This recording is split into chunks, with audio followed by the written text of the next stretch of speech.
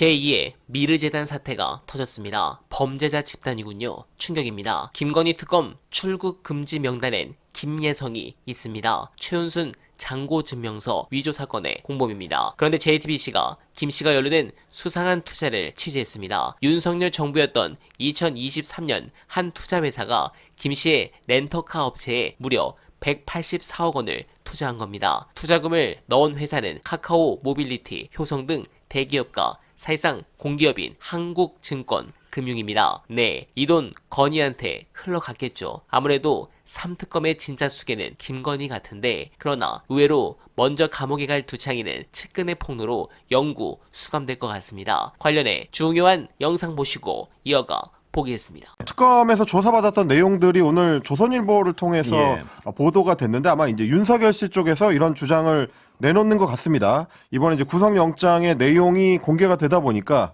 거기에 대해서 이제 자신들의 입장을 부인하는 입장을 지금 밝힌 걸로 보이는데, 이른바 이제 사후 계엄 선포문 작성 의혹, 이게 이번에 이제 구속영장 청구에 있어서도 굉장히 좀 핵심적인 이유로 들어갔는데, 그걸 윤석열 씨 쪽에서는 오히려 내가 이런 거를 왜 왜 이런 걸 만들어서 나한테 보고를 하느냐 라면서 자신이 타박을 하고 지적을 했다. 이런 이제 변명을 특검에 가서 했다고 합니다. 12월 4일에 비상계엄이 해제가 되고 난 뒤에 강의구 전 대통령실 부속실장이 한덕수 전 국무총리 그리고 김용현 전 국방부 장관의 서명을 받아서 계엄 선포문이라고 돼 있는 제목의 문건을 나중에 갖고 왔더라. 그래서 이제 이거 이제 문건 작성을 한 게 12월 5일인데 이 문건을 가지고 윤석열 당시 대통령한테 서명을 받으려고 들어왔길래 그때 이제 윤석열 씨가 이걸 부속실에서 왜 만드냐 이렇게 지적을 했다는 겁니다. 비상계엄의 주무부처가 이제 국방부기 때문에 굳이 만들 거면 이제 국방부에서 만들어야지 대통령실에서 이 관련된 걸 만들면 안 된다 뭐 이런 식의 취지였다고 하고요. 그러면서 이제 이번에 2차 소환 조사를 받을 때도 이런 전후 사정들을 특검 쪽에 설명을 했다 이런 얘기입니다. 그러면서 한덕수 전 총리로부터도 이제 비슷한 지적을 강의구 전 실장이 받고, 그래서 그러니까 강호구 전 실장 본인이 임의로 이 문서를 폐기를 했다. 그때는 윤석열 씨한테 별도의 보고를 하지 않고 따로 그냥 자기가 알아서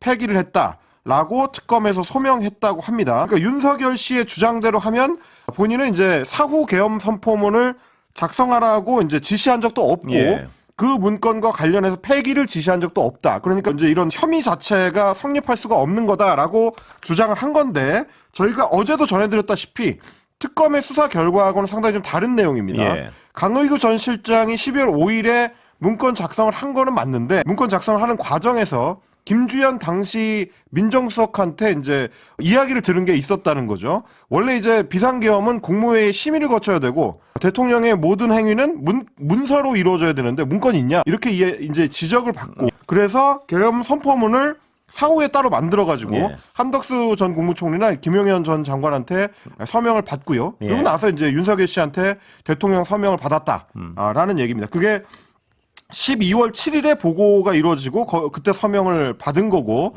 그러다가 나중에 12월 8일에 김용현 전 국방부 장관이 구속이 되니까 그걸 보고 한덕수 전 총리한테서 연락이 와가지고 전화가 와가지고 사후에 문서 만드는 게 알려지면 이게 논쟁이 될 수가 있으니까 내가 서명한 거 없던 것으로 하자, 이렇게 이제 한덕수 전 총리가 요구를 했다는 거고, 그걸 보고 받은 윤석열 씨가 총리 뜻이 그렇다고 하면 이제 그렇게 하자라고 대통령의 승인을 받고 최종적으로는 강의구 전 실장이 폐기를 했다. 이게 이제 구속영장에 적혀 있는 수사의 내용입니다. 그러니까 윤석열 씨는 지금 이 이제 논란 안에서 자신의 책임과 관련된 부분만 쏙 빼놓고 특검에 해명을 한 상황이고요. 특히 이제 이 해명에서 가장 좀 배치가 되는 모순적이라고 보여지는 부분이 결국 본인이 그 문건에 서명을 했다는 사실 자체입니다.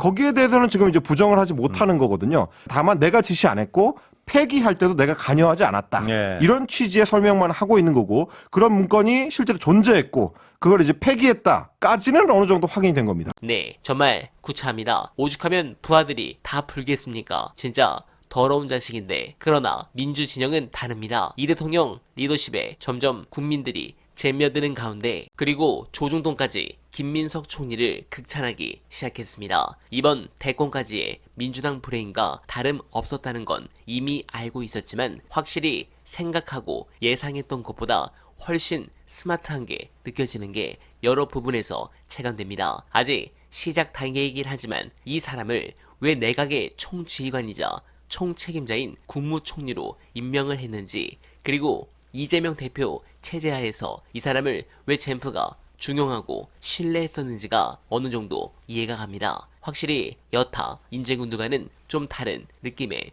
뭔가가 분명 있어 보입니다. 꼭 잘 국정을 이끌어 주시고 정권을 재창출하는데 큰 기여를 해주시길 간절하게 바라며, 오늘만은 내일도 최선을 다하겠습니다. 여러분 고맙습니다.